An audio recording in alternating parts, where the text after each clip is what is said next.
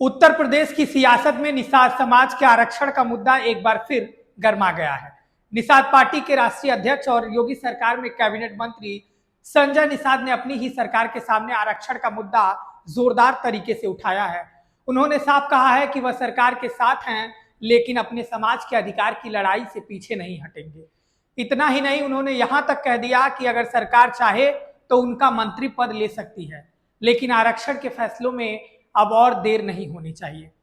संजय निषाद का यह बयान ऐसे समय आया है जब उत्तर प्रदेश में 2027 विधानसभा चुनाव की राजनीतिक तैयारियां तेज हो चुकी हैं। ऐसे में सहयोगी दल के मुखिया और सरकार के कैबिनेट मंत्री का अपनी ही सरकार से आरक्षण को लेकर खुलकर सवाल करना और राजनीति के रूप में ये महत्वपूर्ण माना जा रहा है। जैसे संजय निषाद ने जो तेवर दिखाया है, उन्होंने कहा कि सरकार में मंत्री हूं, लेकिन समाज के लिए वकील हूं। निषाद पार्टी के स्थापना दिवस कार्यक्रम में संजय निषाद ने कहा कि उनका संगठन है वो आरक्षण के मुद्दे को लेकर बना था और आज भी यह उनकी पार्टी की सबसे बड़ी मांग है। उन्होंने कहा कि वह सरकार में मंत्री जरूर हैं, लेकिन अपने समाज के लिए वह एक वकील की भूमिका में है और वो अपने समाज की पैरवी कर रहे हैं। उन्होंने चेतावनी दी कि अगर आरक्षण के मुद्दे पर जल्द फैसला नहीं हुआ तो वह धरना देने से पीछे नहीं हटेंगे। उनका संदेश साफ था कि पद से ज्यादा उनके लिए समाज का अधिकार महत्वपूर्ण है। आखिर किस आरक्षण की मांग कर रहे हैं संजय निषाद, अब ये भी जान लीजिए। संजय निषाद लंबे समय से निषाद, मल्लाह, केवट, बिंद समेत मछुआरा समुदाय से जुड़ी 17 जातियों को अनुसूचित जाति में एससी की श्रेणी में आरक्षण की मांग करते रहे हैं और उनका तर्क यह है कि इन समुदायों को सामाजिक और आर्थिक रूप से पिछड़ेपन का सामना करना पड़ा है और उन्हें उनके दावे के मुताबिक आरक्षण का लाभ मिलना चाहिए। वहीं जुलाई 2026 में भी संजय निषाद ने कश्यप निषाद समुदाय के आरक्षण का मुद्दा उठाते हुए पार्टी कार्यकर्ताओं और जनप्रतिनिधियों से विधानसभा में इस विषय पर मजबूती से उठाने की अपील की थी। इसके पीछे अगर तथ्य हम आपको बताएं तो तथ्य नंबर 1 अगर आप देखें तो निषाद पार्टी की स्थापना ही आरक्षण के मुद्दे को प्रमुख एजेंडे के तौर पर लेकर हुई थी। पार्टी अध्यक्ष संजय निषाद ने जुलाई 2026 में ही कहा था कि पार्टी अपने मूल उद्देश्य और आरक्षण की मांग को लेकर प्रतिबद्ध है और ये मुद्दा पार्टी का विषय लगातार बना रहेगा। वहीं तथ्य नंबर 2 अगर आप जाने तो अनुसूचित जो जाति है एससी की सूची में किसी जाति को शामिल करने या हटाने का अधिकार संविधान के तहत संसद के कानून से जुड़ा है। हाल ही में इलाहाबाद हाईकोर्ट की लखनऊ पीठ ने इसी मामले से जुड़े यह बात सामने आई कि ऐसी सूची शामिल करने की शक्ति जो है वो संसद और राष्ट्रपति से संबंधित संवैधानिक प्रक्रिया के तहत आती है। इसलिए मामला केवल राज्य सरकार के स्तर पर फैसला लेने से पूरा नहीं होगा, बल्कि जो है देश की संसद और फिर राष्ट्रपति के बाद ही ये कानून बन सकेगा। ये आरक्षण की बात वहां तक पहुंचेगी तभी मिल पाएगा।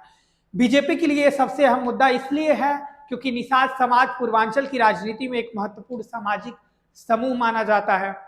संजय निषाद की पार्टी बीजेपी के साथ गठबंधन में है और ऐसे में उनकी मांग सीधे तौर पर सरकार और बीजेपी के सामने राजनीतिक दबाव पैदा करती है। 2022 विधानसभा चुनाव में निषाद पार्टी ने बीजेपी के साथ गठबंधन में चुनाव लड़ा। पार्टी ने अपने चुनाव चिन्ह पर कई सीटों पर उम्मीदवार उतारे और बीजेपी के सिंबल पर भी उम्मीदवार उतारे। उम्मीदवारों जो मैदान में उतरे थे, चुनाव परिणाम में निषाद पार्टी के अपने जो सिंबल है उस पर 6 उम्मीदवार जीत कर आए, जबकि बीजेपी के टिकट पर लड़ने वाली निषाद पार्टी से जुड़े 5 उम्मीदवार जीते। यानी कुल 11 जीत का आंकड़ा रहा और जीत कर 11 विधायक अभी भी निषाद पार्टी और बीजेपी के जो गठबंधन है सिंबल पर लड़े और 11 जीत कर सामने आए। यही वजह है कि 2027 से पहले आरक्षण का मुद्दा सिर्फ सामाजिक मांग नहीं बल्कि राजनीतिक समीकरण से भी जुड़ा दिखाई दे रहा है। अब सरकार के सामने क्या चुनौती है ये भी जान लीजिए।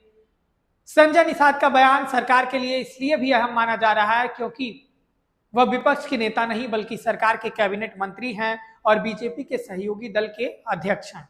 ऐसे में उनका खुलकर कहना कि मंत्री पद ले लो लेकिन आरक्षण में देर मत करो, सरकार पर राजनीतिक दबाव बढ़ता है। हालांकि आरक्षण का अंतिम समाधान किस प्रक्रिया से और कब होगा यह केंद्र और राज्य सरकार की संवैधानिक प्रक्रिया तथा संबंधित निर्णयों पर निर्भर करेगा। फिलहाल इतना साफ है कि निषाद समाज का आरक्षण का मुद्दा जो 2027 के चुनाव से पहले एक बार फिर यूपी की राजनीति के केंद्र में आता दिखाई दे रहा है। सवाल यही है कि क्या संजय निषाद जो जिनकी पार्टी की मांग और उनका जब गठबंधन में वो आए और उनकी पार्टी का उदय ही जो है पछुआ आरक्षण को लेकर हुआ, लेकिन अभी वो मंत्री बने हुए हैं और यूपी चुनाव से ऐन पहले ऐसी चेतावनी देकर वो सरकार के लिए तो एक चुनौती खड़ी कर रहे हैं, लेकिन उन्हें समाज में भी अपने समाज के लोगों से भी जवाब उनको देना है कि आखिर जब वो लगातार ये मुद्दा उठाते रहे हैं और इसी चुनौती को लेकर इसी शर्त पर उनकी पार्टी का जो है उदय हुआ था कि निषाद मछुआ आरक्षण वो दिलाकर दम लेंगे, लेकिन जब मलाईदार कुर्सी पर मंत्रालय का मलाई वो खा रहे हैं, कुर्सी पर बैठे हुए हैं और ऐसे में जब चुनाव आ रहा है तो अब तो सवाल उठ रहे हैं कि क्या अब चुनाव में जब उनको जवाब देना है तो ऐसी बातें कर कर वो चुनौती तो दे रहे हैं, वो जनता को अपने मुद्दे से वो भटकाने की कोशिश कर रहे हैं कि जनता उनके पार्टी पर विश्वास करे, क्योंकि वही निषाद समाज को लेकर अपनी आवाज जो बुलंद तरीके से उठा रहे हैं। लेकिन सबसे बड़ा सवाल यही है कि क्या सरकार संजय निषाद की इस मांग पर जल्द कोई ठोस कदम उठाएगी या फिर आरक्षण का यह मुद्दा 2027 के चुनाव तक सियासी बहस का सबसे बड़ा मुद्दा बना रहेगा।